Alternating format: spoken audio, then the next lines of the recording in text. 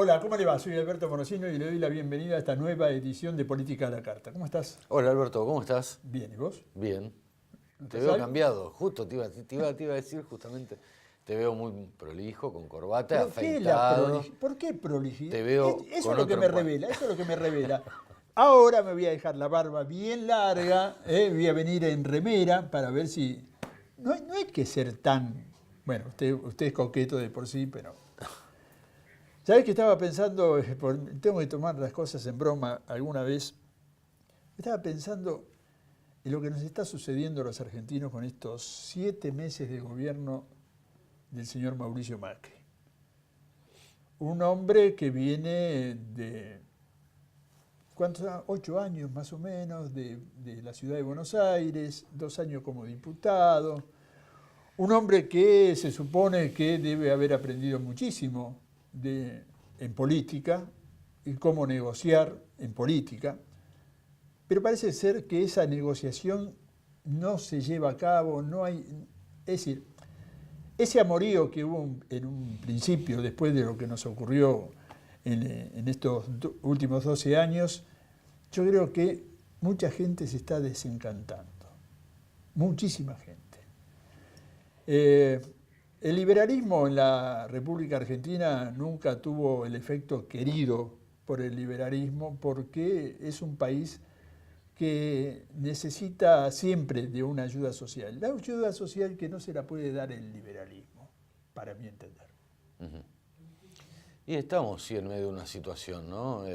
Con esto. Y sumarle la política, ¿no es cierto?, a todo, que parece que no, pero que influye. Y en particular, que lo hablábamos hace un rato nada más fuera de cámara, que influye en lo que es la primera y tercera secciones electorales, ¿no? Que todo esto, lógicamente... Bueno, el tema, volviendo un Secciones poquito... electorales muy necesitadas, Sí, sí, o muy sea, necesitadas. la provincia de Buenos Aires es importante, pero la elección, te puedo decir, no solo en la provincia, sino a nivel nacional, pasa por la primera y la tercera. No quiero subestimar a las otras 6 secciones electorales restantes, pero la elección pasa por la primera y la tercera, y ahí Sí. hay muchas movidas. Pero me quiero detener un poquito en lo que vos decías antes, relacionado con el presidente de la Nación, que uno puede aceptar o no, pero en realidad hay cosas que responden a la genética de cada uno.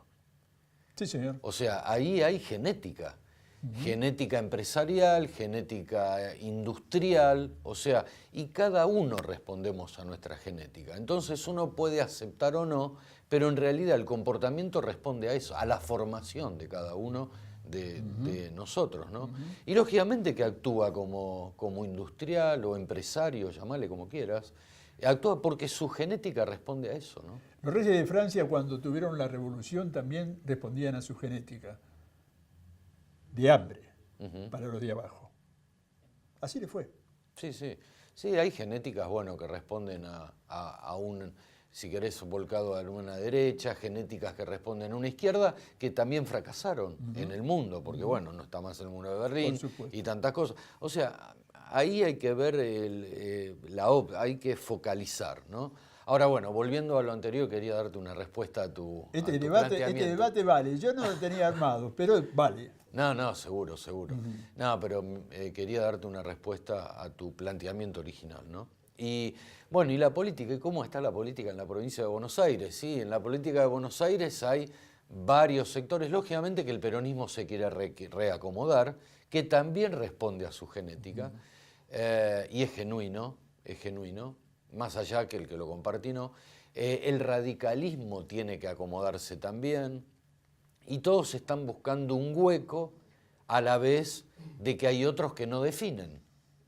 Entonces bueno, hay varios grupos, ¿no? Que bueno, vos lo sabés también, Alberto, el grupo Esmeralda, que se conformó hace poquito nada más. Por una Que no es parte, ninguna joya, sino que simplemente tiene las oficinas de la calle Esmeralda. en la calle Esmeralda, sí, Esmeralda al 200 para ser puntual. Después tenés otro grupo dentro de lo que es el Partido Justicialista también, que es con los más históricos. Tenés sellos de goma, por lo pronto que nadie responde a nada. ¿Por qué? Por la genética. O sea, el peronismo es cultural. En el peronismo nunca tuvieron lugar los derrotados. Vos Y estás justamente hay hablando derrotados, ¿no? de Scioli. Scioli, Fernando Espinosa y Gioja. que nadie responde. Fíjate vos que en un nuevo aniversario por la muerte de Eva Perón, fíjate vos la división, o sea, por una parte estaban los presidentes, diríamos, y estos sellos de goma, como dicen algunos, por una parte, por otra parte el Grupo Esmeralda, por otra parte no quieren a los Bruera, por otra parte no le dan cabida a un sector del peronismo, y el radicalismo, por su parte, y cierro con esto, digo, también Salvador, el vicegobernador, no está disconforme, vamos a decir, con la incorporación de peronismo en Cambiemos, y sí lo está Ricardo Alfonsín, o sea que hay muchas fichas para acomodar. ¿Está de acuerdo Alfonsín con que se haya ingresado el peronismo en el radicalismo? No, Ricardo Alfonsín está en disconformidad con la incorporación de cuadros peronistas dentro de Cambiemos. En este minuto aproximado que nos queda, es difícil que un gobierno, es decir, nunca nos ha pasado, yo históricamente no lo recuerdo, que el gobierno tenga la ciudad de Buenos Aires y La provincia. la provincia y La nación. la nación. Qué difícil que es esto, ¿eh? 10.000 cargos. 10.000 cargos. Y le falta gente. Uh-huh. El diputado Javier Gentilini, del Frente Renovador, es un legislador porteño, pero que a nivel nacional tiene su base, tiene su opinión. Es uno de nuestros invitados. ¿Y el otro? Bueno, y por otra parte, Alberto, va a estar el rector emérito de la Universidad Abierta Interamericana, Edgardo De Vincenzi. Bueno, una persona, es doctor en educación a la vez también, y vamos a ver si podemos hablar un poco de lo que es la parte filosófica de la política relacionada con la educación. Y queda una pelotita que va picando de lado a lado para el final. Para el final. Después charlamos. Dale. Vamos a vender y venimos.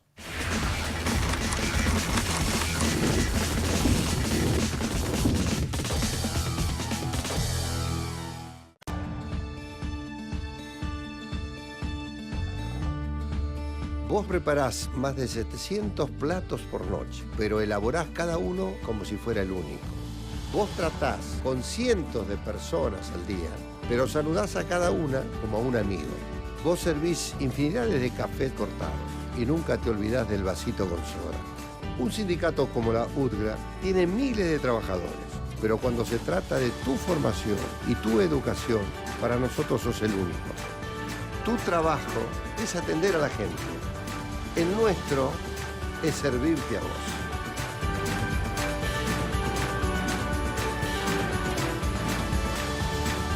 Educación gratis y a tu alcance. UTGRA, unidos por el bien común. Solidez, honestidad, transparencia. Palabras que identifican a una compañía de excelencia.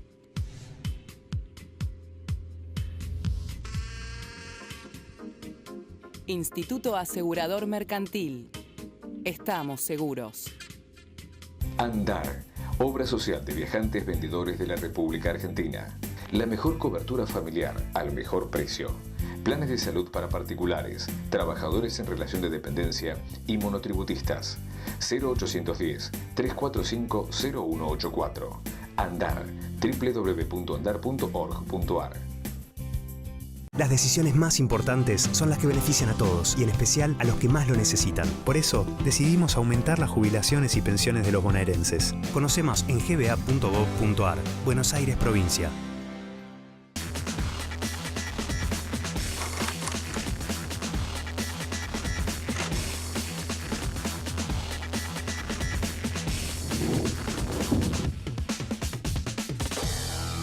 La Municipalidad de Ezeiza recuerda que cuando usted abona las tasas municipales, contribuye a la buena prestación de todos los servicios, a la salud, a la seguridad, a las obras. Auspicia este programa Banco Provincia.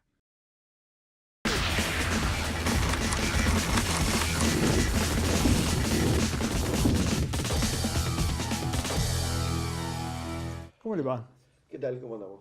Estamos hablando de la política en general, no Sí, solamente de la política de la capital federal, Ajá. sino la política a nivel nacional. Y usted me decía, estamos hablando con el diputado Javier Gentilini, de Frente Renovador, legislador porteño, pero que, como estábamos hablando recién en la mesa, fuera de cámara, el porteño también busca nacionalizar toda la política, ¿no? Sí, sí, se tiende a pensar muy nacionalmente en el ámbito de la Ciudad de Buenos Aires. Eso no quiere decir que no haya problemas de orden local o municipal, como le denominábamos antes. Después le voy a preguntar algo. Claro, que no vayan a impactar. Lo que pasa es que tienen que impactar fuerte, digamos. Tienen que ser una cosa que realmente toque o afecte intereses muy inmediatos en lo que hace la vida cotidiana. Ejemplo, si el subte no anda, es obvio que el millón de usuarios del subte...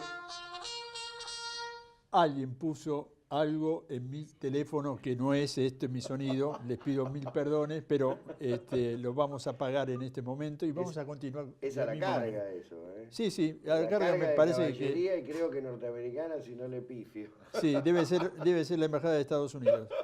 Que siempre no estoy muy de acuerdo con ello. Bueno, claro. No, decía entonces, algo que le pegue muy de lleno y en un aspectos esenciales de la vida cotidiana. Ejemplo, poníamos el subte. Si no anda el subte, y es obvio que el millón de usuarios van a reclamar eso, y por lo tanto, sí, ahí se tiende a priorizar el problema más concreto y más inmediato. Pero si no es así, o el de las motos. Sí, o cualquier tema que afecte fuertemente, digo. Se tiende a pensar la política desde el orden nacional en la Ciudad de Buenos Aires. Lo cual, como también decía antes, en parte es bueno, porque, digamos, todo arranca desde el punto de vista político a partir del orden nacional. Es decir, si nosotros viéramos, no sé, rápidamente...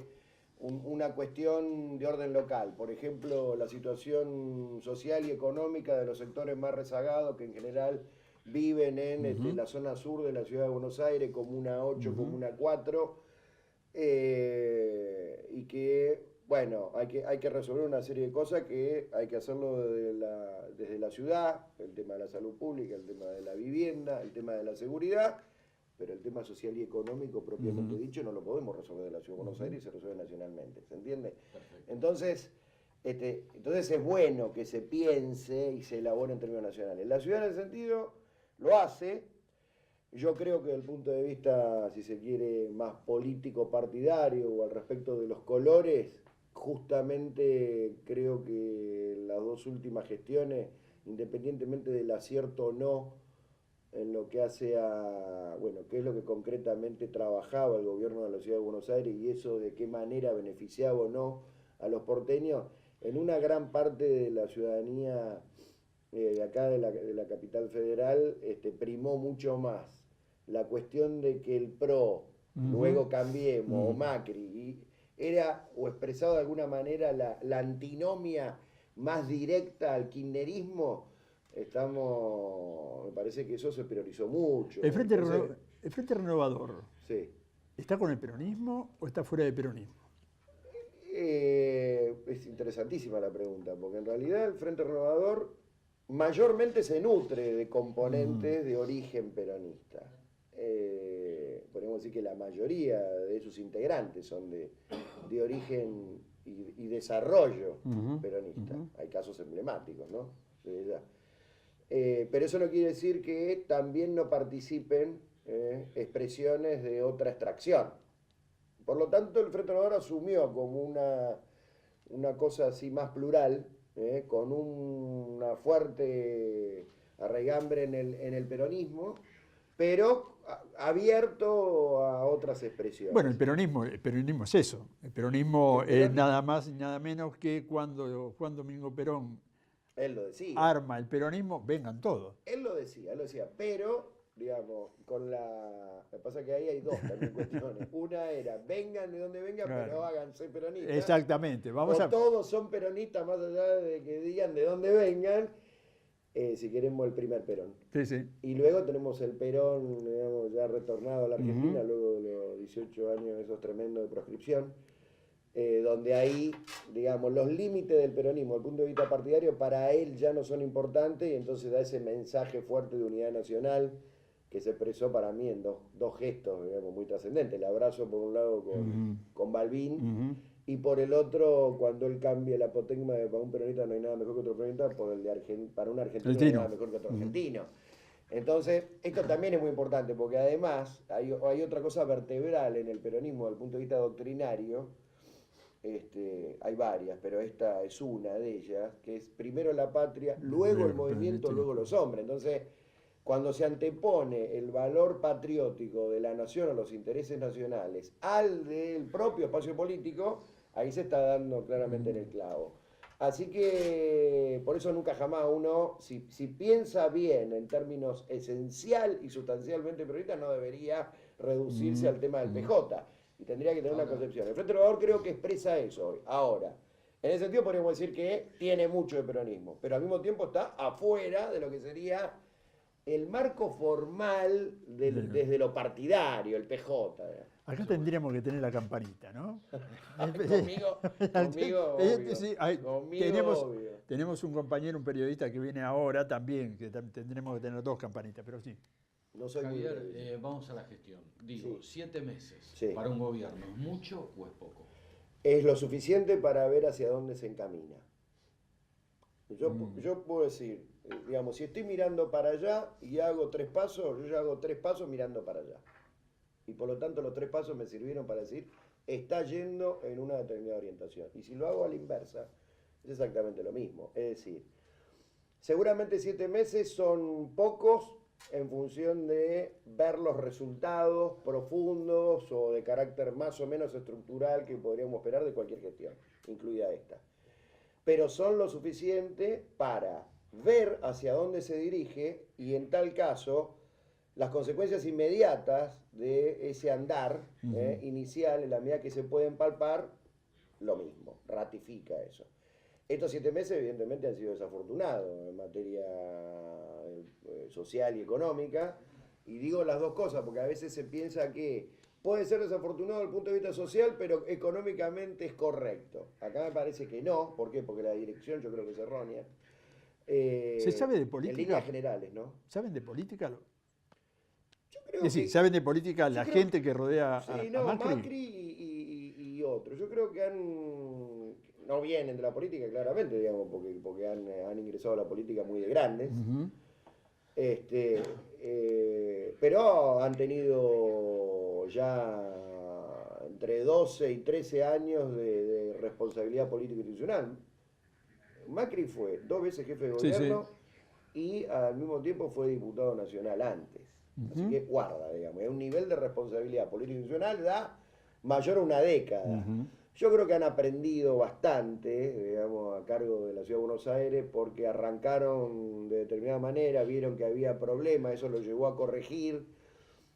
Con esto no quiero decir que sea una modalidad lo de prueba y error, ojo, Estamos en la República Argentina, no estamos en la Ciudad de Buenos Aires, nada más. Exacto, pero yo creo que ellos han aprendido se puede ir bastante para adelante, en la dirección que ellos creen que es la conveniente, y en tal caso luego negociamos, que creo que es lo que están haciendo ahora. Que creo que claramente lo que están haciendo ahora. Digamos, tienen una concepción, obviamente, liberal, desde el punto de vista económico propiamente dicho, más bien ortodoxa y monetarista. Eso lo lleva a suponer que la inflación solamente se contiene sobre la base del enfriamiento de la economía y la baja, digamos, del consumo, cosa que está sucediendo. Digamos, están los números arriba de la mesa. Hay un 7% de caída en las ventas de supermercados, lo cual habla de los bienes de la canasta familiar, donde los que tienen una demanda menos elástica, es decir, aquellos que son más imprescindibles para la vida cotidiana, están en ese orden. Y después tenemos por arriba el 10%, cosas que uno podría decir que también son para la vida cotidiana, pero son indispensables para no morirse de hambre, como puede ser, qué sé yo, el detergente de tal marca o de tal otra. No hablemos de electrodomésticos, ahí llega el asunto, llega al 20% o más. Yo lo vi discutir a usted muchísimo por las tarifas. ¿Por qué? Porque las tarifas se suman a este problema. Nadie puede objetar que hacía falta algún nivel de recomposición. Sí, yo pagaba 90, no puede ser. Nadie podía pensar, digamos, nadie podía sostener que no hubiera que recomponer. El problema es en qué monto hay que recomponerla y cuál debe ser la distribución desde el punto de vista social al respecto de esa composición, de recomposición, y también desde el punto de vista territorial y geográfico, en función de regionalmente cómo pegan las cosas. Acá el aumento ha sido exorbitante, que claro... Tenemos cauteleres por todos lados. Pero por todos lados. Entonces ahí viene bien lo que vos señalabas al respecto de si entienden o no de política. Bueno, evidentemente yo creo que ahí puede haber un exceso de confianza propia, en el sentido de vamos a ir por acá, vamos a producir un gran cimbronazo y en tal caso luego negociamos. Eso es claramente de tradición empresarial. Claro. Eso es de tradición empresarial. Gentilini, por ahí... Di Ancona. Si por ahí entiende, lo va a entender precisamente, el pescado, dicen en Sicilia, Ajá. se come de a trozos. Porque quien se come el pescado de golpe, una espina lo atraviesa y se puede morir. Se puede morir, lo mismo que tratar de meterse un pollo entero en la boca, digamos. Va a ser muy difícil esto. Entonces, pero hay dos cosas ahí, ¿eh? Una, la dirección. La dirección es de contención de la inflación en fin de este año, principio del año que viene, para mostrarla, o promediando el año que viene, porque ya la cosa se va alargando, para mostrar resultados en función de lo electoral. Porque recordemos que la inflación en Argentina es la serpiente de 1000 cabezas. Es la serpiente de 1000 cabezas. ¿Por qué? Porque la gente, digamos, sufre la inestabilidad y la alteración de los precios como el peor drama, a sabiendas de que pierde poder adquisitivo. Entonces, es como que uno viene cayendo por la escalera. Cuando llega un descanso, que sería la contención inflacionaria, es como que se alivia y se afloja y tiende a ser, digamos, más receptivo a las políticas del que lo está llevando adelante. Ejemplo, Menem Cavallo, digamos, en el año 91, Cavallo se hizo cargo del Ministerio de Economía, Menem venía en una situación complicada de los 2 primeros años de gobierno, y en 2 meses duplicó la intención de voto y tuvimos la elección que tuvimos en el 91. Después, pero, las consecuencias, ¿no? Es buen legislador, componente, porque compone por un lado y por el otro. Pero acá tenemos un problema serio que creo que se va a dar a partir del mes próximo con la recomposición de la Confederación General de Trabajo, es decir, la CGT, donde el movimiento obrero ahora está como acariciando por un lado, dando permisos por otros, pero ya las bases, una vez que esté formado el movimiento obrero, es decir, conformado en sí, ya no van a poder contener. ¿Por qué? Porque los salarios no están acordes con Totalmente. la inflación.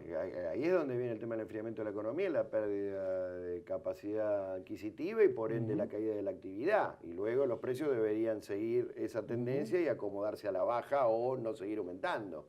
Pero esto sobre el costo y el esfuerzo y concretamente pérdidas que en el plano de la vida cotidiana sufren los sectores del trabajo, formalizados, por un lado, los no formalizados, ni hablar, los que están en negro, que hay un montón, ni hablar, y del sector medio para abajo, guarda, digo, la clase media también afectada en este sentido.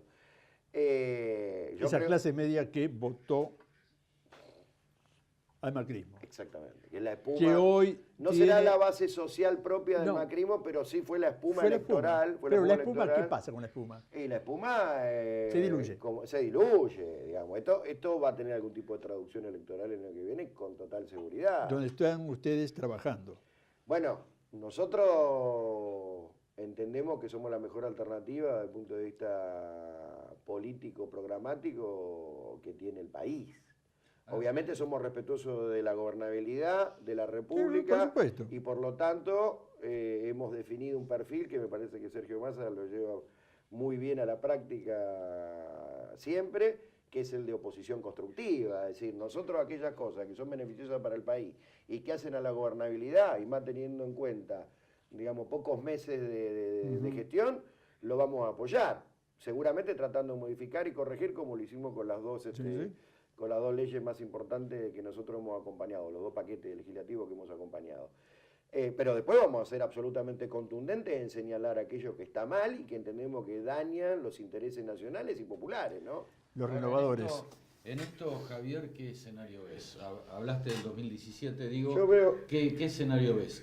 O sea, ¿cambiemos Frente Renovador o cambiemos kirchnerismo? O lo que quede. Al macrismo le interesaría fundamentalmente que sea cambiemos Frente para la Victoria o kirchnerismo.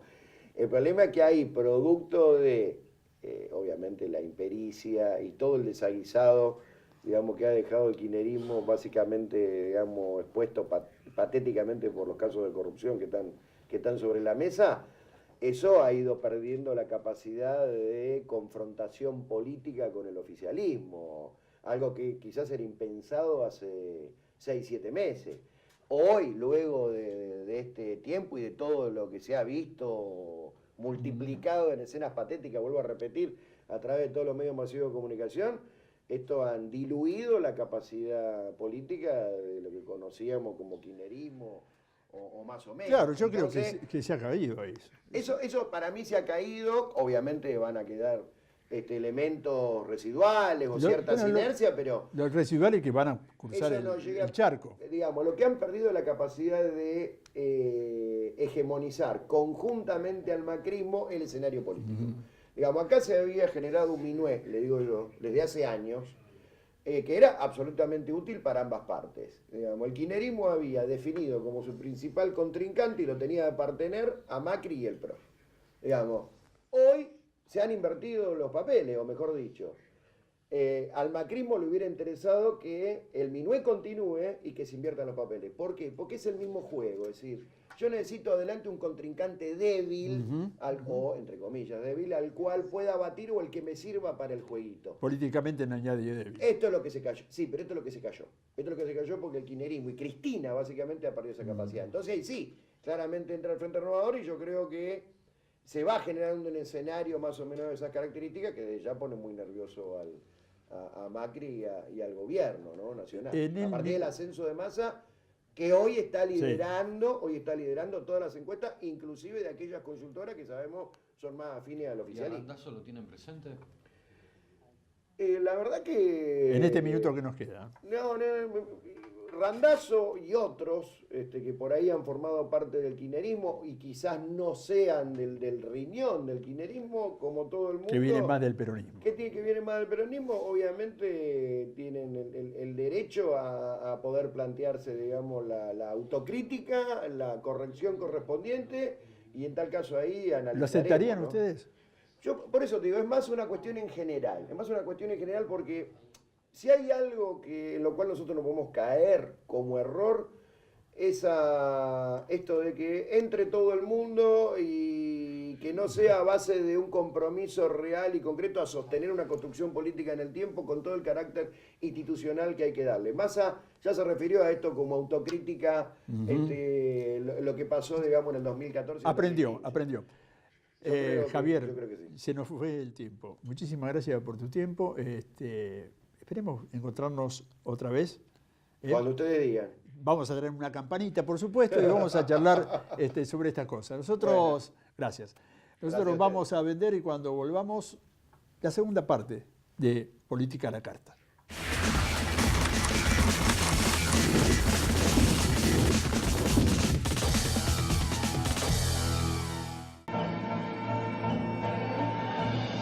Calidez, elegancia, atención al detalle y servicio personalizado.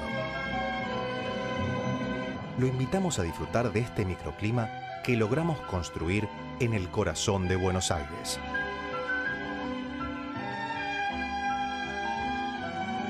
Hotel Supara. Los esperamos. Centro de Empleados de Comercio de Lomas de Zamora, Esteban Echeverría y Ezeiza. Asesoramiento gremial, servicios médicos, farmacia sindical, formación profesional, polideportivo. Centro de Empleados de Comercio de Lomas de Zamora, Esteban Echeverría y Ezeiza. Tu sindicato. 60 años junto al empleado de comercio. Nuestras obras hablan por nosotros. ISF, Instituto Superior de Viajantes. Carreras comerciales con títulos oficiales. Validez nacional. Informes e inscripción al 0800-345-4373. Las decisiones más importantes son las que benefician a todos y en especial a los que más lo necesitan. Por eso, decidimos aumentar las jubilaciones y pensiones de los bonaerenses. Conoce más en gba.gov.ar. Buenos Aires, provincia. Hoy somos más que una compañía de gas. Somos parte de un grupo energético mundial. Y así, seguimos creciendo, comprometidos con la comunidad y protegiendo el medio ambiente. Hoy más que nunca, nos renovamos. Gas Natural Fenosa, con toda la energía del mundo. Estas vacaciones de invierno disfrutalas a full en San Martín. Del 18 al 29 de julio hay actividades gratuitas en espacios culturales y las plazas de la ciudad para toda la familia. Divertite junto a tus familiares y amigos. Abrigate y vení que hay de todo para hacer. Municipalidad de San Martín. ¿Sabías que podés tener el Banco Ciudad en tu celular? Hacé transacciones. Localizá cajeros. Pagá todo. Recargá tu celular. Nueva banca móvil del Ciudad. Bájate la app y disfruta. Banco Ciudad, te quiere ver crecer.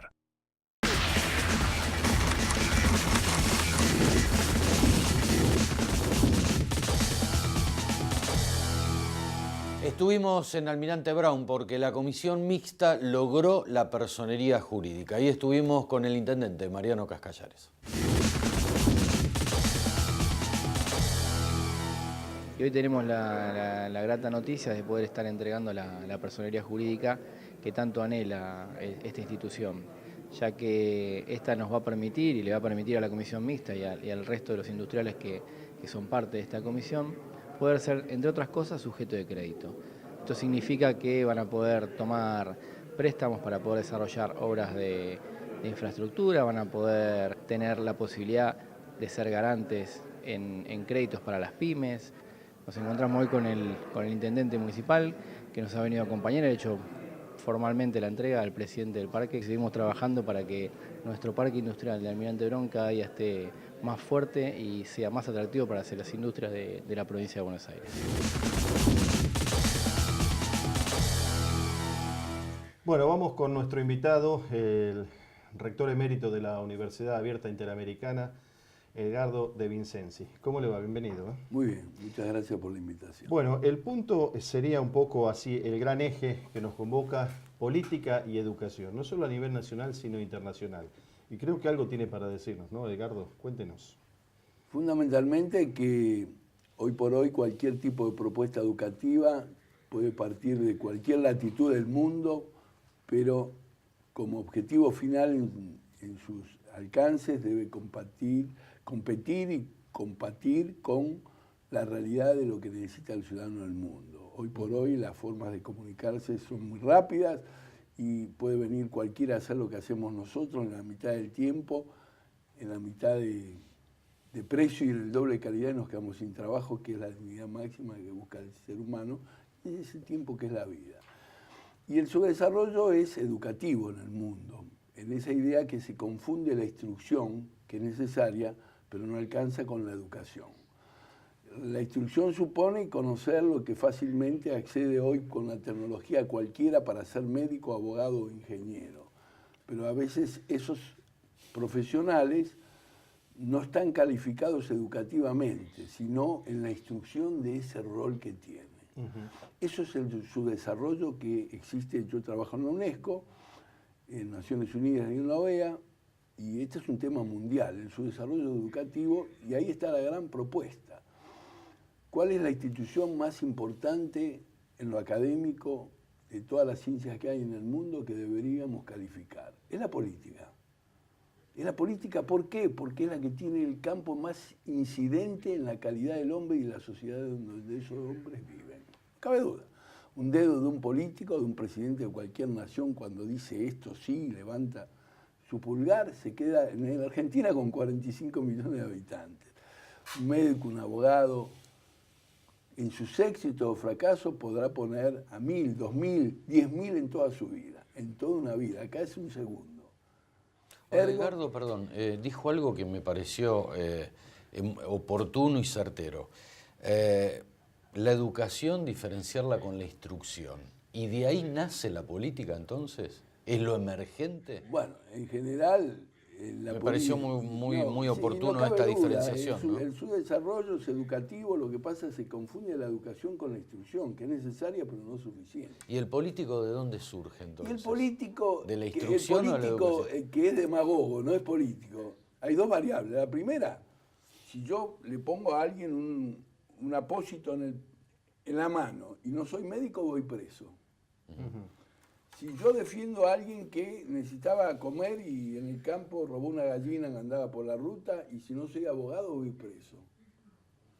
pero puedo ejercer la política sin respetar la ciencia política, que es la ciencia con mayor campo de incidencia. Quiere decir que no hay ciencia más importante. Sin embargo, en ninguna constitución de países serios le exigen la profesión de la política. La profesión, que es la ciencia no es opinable, la ciencia está es ciencia. Es ciencia. Lo que es opinable es el arte, ¿no? Que es subjetivo. Y la política es la ciencia más del campo. Ahora, ¿qué hay que hacer?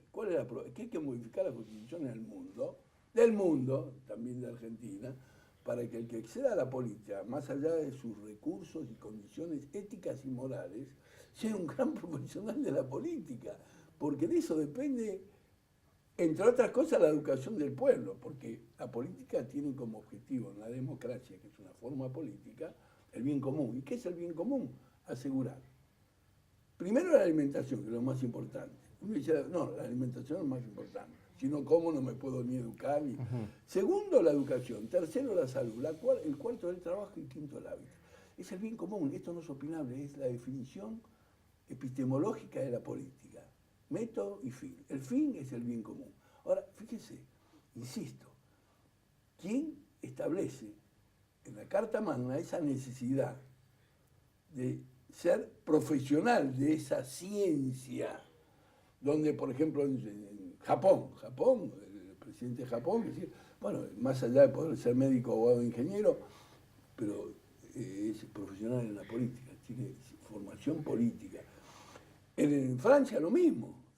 Obama tiene profesionalidad, es abogado, pero tiene un máster en ciencia política. De todas maneras, de Vincenzi, convengamos que también tiene que ver con los progresos institucionales de un país, ¿no? Y la Argentina, hablando en términos quizás acercándonos a lo absoluto, institucionalmente es muy joven, ¿no? Porque tenemos una democracia joven, ¿no? Es verdad. Recién transitamos 30 y pico de años de democracia, no sé si plena, pero bastante tranquilos, por así decirlo, es verdad, ¿no? Es verdad, especialmente estamos creciendo, la democracia, ¿no? Claro, la democracia no es un cultivo que ha florecido adecuadamente, pero debemos empezar, porque no olvidemos que los cambios son generacionales. Seguro. Y aquí, lo que pasa, ¿qué pasa con el político oportunista y demagogo?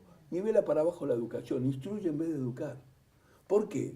Porque entonces fácilmente encuentra el voto con un plan social, con una posibilidad, que a veces son necesarios instituir, pero es muy fácil comprar los votos cuando el ser humano no está educado. Yo digo en uno de mis libros que mi abuelo era analfabeto, estaba educado, y un premio Nobel que pudo haber hecho una vacuna que salvó la humanidad puede ser un perverso mal nacido. Porque es verdad lo que dice. No confundamos lo que da la instrucción de un gran investigador científico que hizo esa vacuna con los valores de la ética, la moral, la creatividad, de saber ser buen padre, de saber ser buen ciudadano. Es interesante lo que dice, porque la asistencia social existe en otros países, pero ahí está el tema de la educación y la instrucción, claro, ¿no? Los niveles. ¿Y qué hago yo como demagogo, si quiero ser político demagogo?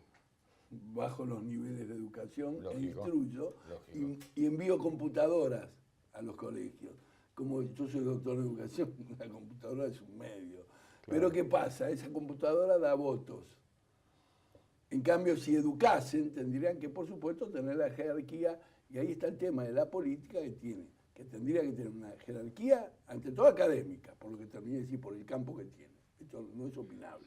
En segundo lugar, social, es decir, ser político, soy el personaje. Y después económica, porque también digo en un libro que es una barbaridad que seamos tan hipócritas y hagamos virtud como profesionales, la profesión más importante es que ganamos poco dinero.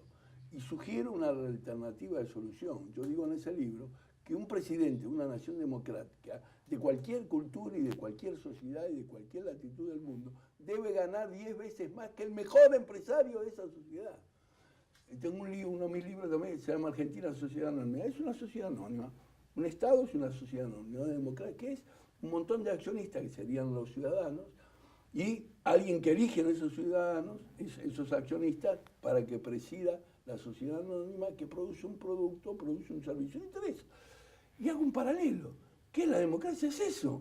Los accionistas que tienen que elegir al mejor éticamente, al mejor, moralmente, y no a que fracasó en la sociedad y usa al Estado como botín de guerra, porque la Constitución le permite acceder sin medir adecuadamente la ética, sin medir adecuadamente la moral y la profesionalidad de ejercer. Ahora, cuando eso movería enormemente la vocación de ser político, y había competencia, pero en realidad los que están en determinados niveles socioeconómicos adecuadamente satisfechos por lo que han hecho, y no ambicionan, en realidad uno se ambiciona el poder o el dinero, porque hay mucha hipocresía, hay una vida mejor pero es más cara. Entonces, ¿cómo podemos decir que un político no tiene que ganar por lo menos 10 veces más que el ciudadano más probo de esa sociedad?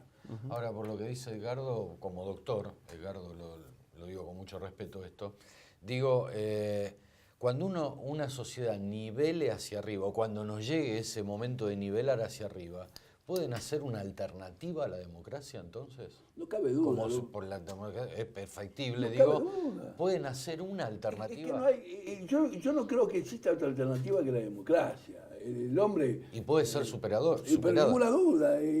O sea, el hombre hay que educarlo en sus valores, en su ética, en sus vínculos, que es la moral, en su creatividad, porque si no el robot lo pasa por encima. Pero también a aprender a ser padre. Un médico, un abogado, un ingeniero están preparados para ser padre. Suecia, Noruega, Dinamarca, hacen el amor quizás todos los días, pero antes de tener un hijo aprenden a ser padre.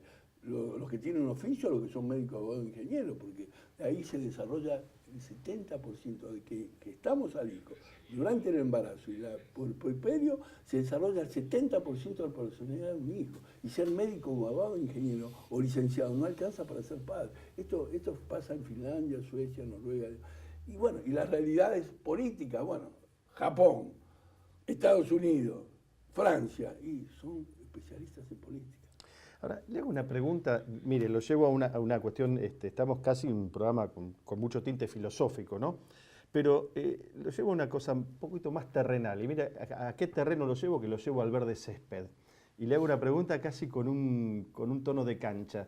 ¿Qué bicho le picó a usted y a sus compañeros de la Universidad Abierta Interamericana? Compran, para decirlo de alguna manera, Urquiza. Un equipo de fútbol, Urquiza, JJ Urquiza, ¿no? No olvidemos el fútbol que... Claro, y digo, no, porque de pronto, y me acuerdo una nota exquisita, hermosa, que sale, creo que en La Nación fue, bueno, en uno de los grandes diarios argentinos, donde los chicos de Urquiza empiezan a ir a la universidad. Un equipo de la Cera en ese momento, que pasa a la B, ¿no es cierto?, y que está ahí, ¿no?, peleándola, y van a la universidad. ¿Qué pasó con eso? ¿Qué experiencia? Porque no hay una experiencia que una universidad compre un equipo de fútbol, ¿no? O se haga cargo de un equipo de fútbol. Y que en esa idea de formar ciudadanos del mundo, desde la UAI, de la Argentina, de las 42 sedes que tiene la universidad, el tema es que debemos encontrar la dimensión de algo que caracterice la cultura del argentino. De la misma forma que en Estados Unidos no hay universidad que no tenga equipo de béisbol o equipo de rugby. Claro. Esta es la única universidad que tiene un equipo de fútbol. Es la única. Ninguna otra institución. Tenemos 100 hectáreas en Rancho Tasco, donde esa gente es reclutada y la condición es que tiene que estudiar. Le damos casa, comida, pero tiene que estudiar, porque a los 30 años los jugadores de fútbol ya... Sí, empieza ya... Y es una evolución motivada. Se la exigimos y lo motivamos y le damos todo para que se eduquen. Urquiza era un equipo de fútbol que tenía el ferrocarril Urquiza y pasaba ya, salía de la AFA, estaba al final de la tabla de la cuarta, yo en fútbol... De la D, claro. En un año fue primero y pasamos a la C, al otro año pasamos a la B. Y estamos en la B luchando con una gran epopeya, porque el deporte es lo que más caracteriza la personalidad en cuanto a lo que uno demuestra que es y qué es lo que hay que atacar para mejorarla. ¿Por qué? Porque la actividad lúdica, al aire libre, da un sinnúmero de características de la personalidad. Nuestra universidad es la única universidad personalizadora, o sea, personalizar, no encontrar una idea enciclopedista. El subdesarrollo es porque la educación sigue en el enciclopedismo, conocer la ciencia y aplicar a la resolución de los problemas que el campo de esa ciencia tiene, pero eso lo hace el robot. Del advenimiento de la robótica y la informática se acabó la idea del enciclopedismo. Y seguimos formando gente a nivel de enciclopedismo, le tomamos cómo es el corazón, cuánto... Y si lo responde, le ponemos muy bien felicitado y le ponemos medalla de oro. Por eso somos... A mí hace 21 años que en la UNESCO, tenemos la sede, en la UNESCO, de Fontenoy, me dicen el sudaca. Soy hijo de italiano, pero argentino hasta la muerte. Pero me dicen el sudaca y lo acepto, porque soy, de acuerdo a las Naciones Unidas, como argentino, un ciudadano en vía de desarrollo. Y el tema educativo. Y en el deporte había que educar y había que asignar algo que aculturice esa idea de ser argentino, de ser latinoamericano. Y el orgullo de serlo, ¿no es cierto? Entonces, la inclusión del deporte. No hay universidad en los países desarrollados que no tengan un deporte integrado a la institución característico de esa cultura. Claro, la contención también ahí es fundamental, ¿no? No cabe duda, no cabe Edgardo, duda. nos quedan 2 minutos de este bloque y en esos 2 minutos, no sé, el mensaje que usted quiera sintetizar. Ya tiró varios mensajes, ¿no? Hay varias consignas, pero digo, mensaje que usted quiera redondear. Creo que es un tema que habría que debatir primero en tener claro que su desarrollo es educativo y que la educación no puede ser enciclopedista solamente, es la instrucción. Es necesario, pero no es suficiente. Y el segundo, que las grandes decisiones, para que no hayan personajes, que es humano, intentar tomar el poder, tener más poder o tener más dinero, es un objetivo que, salvo que haya hipocresía, como medio, el dinero como medio es imprescindible, lo saben los grandes epopeyas teológicas, humanas y políticas. Sin dinero no se puede hacer nada que no pueda encontrar institucionalizar algo. Y a todos Ninguna duda, el poder sirve. y el dinero. Ahora, habrá que jerarquizar académicamente a la política como ciencia, que es la más importante, socialmente, como pasa en Finlandia, que un maestro es más reconocido que un médico, un abogado, un ingeniero, y gana más que un médico, un abogado, un ingeniero. Socialmente, reconocer al político, haya vocación de gente que quiera ocupar cargos políticos. Y en tercer lugar, económico. Basta de ser hipócrita. Un presidente de una nación democrática debe ganar 10 veces más, por ejemplo, que Cristiano Ratassi, que hace coches, o Braco Peller, creo que es que hace soja. Y ahí se terminó el problema. No van a usar al Estado como botín de guerra, porque somos humanos. Y no hago la apología de que hay que robar, pero de alguna forma hay una realidad, el principio de realidad que recreaba Freud, hay una realidad. En el subdesarrollo, en el mundo, los políticos en todos los niveles están cuestionados por usar el dinero del pueblo. Con eso no lo vamos a solucionar del todo, pero lo vamos a morigerar. No podés perfecto, la verdad. O sea, nada es perfecto, todo es un promedio, y el promedio de la gestión de los políticos va a estar con mejor calidad en su producción. Edgardo, ha sido un gustazo charlar con usted y tenerlo aquí en el programa en Política a la Carta. No será ni la primera ni la última vez que va a estar con nosotros. Para mí va a ser un gran gusto estar. Lo convocamos para otra ocasión. Muy amable. Gracias por estar. Muy amable. Gracias. Bien, y vos sabés, Luis, que... Como dijo, el dinero... Muchos disparadores, muchos disparadores. Pero como habló del dinero, ¿qué hay que hacer ahora? Vender. Vamos a vender.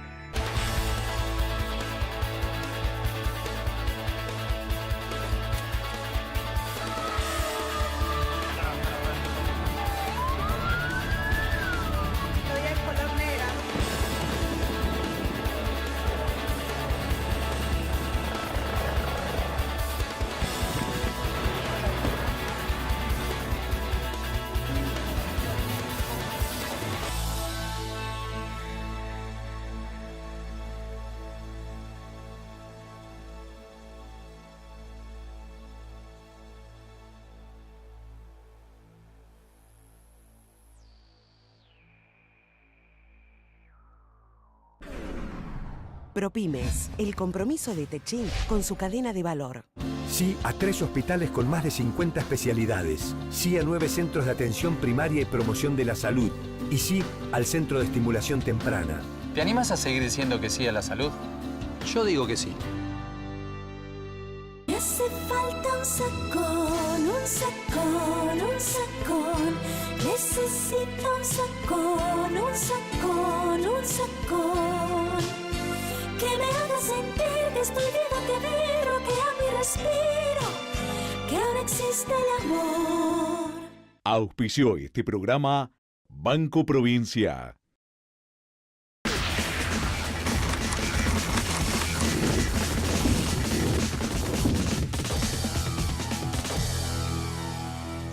El tema de la ciudad de Buenos Aires, a mí me quedó algo con Gentilini. Yo tengo, de hace tiempo, estoy viendo, y se acelera esto, que no solamente pasa en la República Argentina, pasa en muchos países, pero un poco más ordenado. Nosotros tenemos un mal en la ciudad de Buenos Aires, para aquellos del interior que cuando vengan a la ciudad se lo van a encontrar, un mal que crece día a día, y que son las motos. Las motos que en su mayoría están trabajando, es decir, gente que está llevando encomiendas, que está llevando correspondencia, deliveries, que nadie respeta ninguna ley de tránsito. Ninguno de ellos. Es más, se está haciendo una investigación a fondo ahora en la Policía Federal, en la División de Narcóticos, con referencia a quiénes están, cuáles son las personas que están manejando motos. Lo que se está tratando de llegar es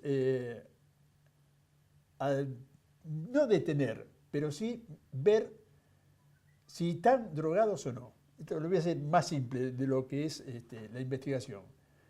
Porque se ha comprobado que en la mayoría de los accidentes que tienen las motos, es decir, los que manejan las motos con transeúntes, con coches, con ómnibus, sus caídas, la mayoría en las autopsias se ha revelado que estaban drogados. Qué increíble, ¿eh? Qué increíble. No es increíble, es la realidad sí, claro, que tenemos en esta República Argentina, en esta ciudad de Buenos Aires. No se respeta el carril, no se respeta el peatón, se va por arriba de la vereda y no hay legislación por parte del gobierno de la ciudad de Buenos Aires respecto a esto. Se paró en 2 o 3 oportunidades que iba a ser votada una ley para ver de qué manera se puede, valga la figura, encarrilar aquellos que manejan estos aparatos. Ahora, el tema de lo que estás planteando, Alberto, es más grave aún, porque en realidad hay una ley, después de una grave salidera, en la cual te obligan a usar un chaleco refractario, o sea, fluorescente, y el casco con la patente. ¿Lo viste? Bueno, yo tengo moto y lo tengo. Ahora, ¿para qué lo tengo? ¿Para qué cumplí con la norma? Cuando en realidad hay miles de motociclistas que no lo cumplen. O sea, había quedado pendiente el que no vayan 2 personas en una moto. Eso había quedado pendiente, pero sí era obligatorio para la segunda persona que viajaba en moto, usar el chaleco con los cascos y las patentes. Nadie lo cumple. Yo espero que en algún momento esta idea, esta legislación, este proyecto que está en la legislatura de la Ciudad de Buenos Aires, se lleve a cabo. Es decir, tengan la suficiente fuerza los legisladores para votar. Yo no sé quién, entre comillas, digo, estaría comprando los votos para que esto no suceda. ¿Quiénes son? ¿Los proveedores de la droga? Me pregunto, porque no se entiende por qué no se legisla. Ya en 2 oportunidades se trató esto. ¿Por qué no se legisla? Con el riesgo que significa para todos, ¿no? Sí, señor. Se nos va el programa, tenemos 1 minuto aproximadamente. Bueno, tuvimos a un hombre de la educación y un hombre que es muy parecido a Luis Tarulo. El diputado Gentilini, yo creo que la próxima vez que viene, igual que a Luis Tarulo, hay que poner una campanita. Las campanitas. Hay que poner una campanita. ¿Nos vamos? Dale. Nos vamos hasta la semana que viene. Gracias por dejarnos entrar en su hogar para tratar temas como estos que evidentemente nos interesan a todos. Dios mediante, la semana próxima nos vemos a encontrar en esto que hemos llamado Política a la Carta.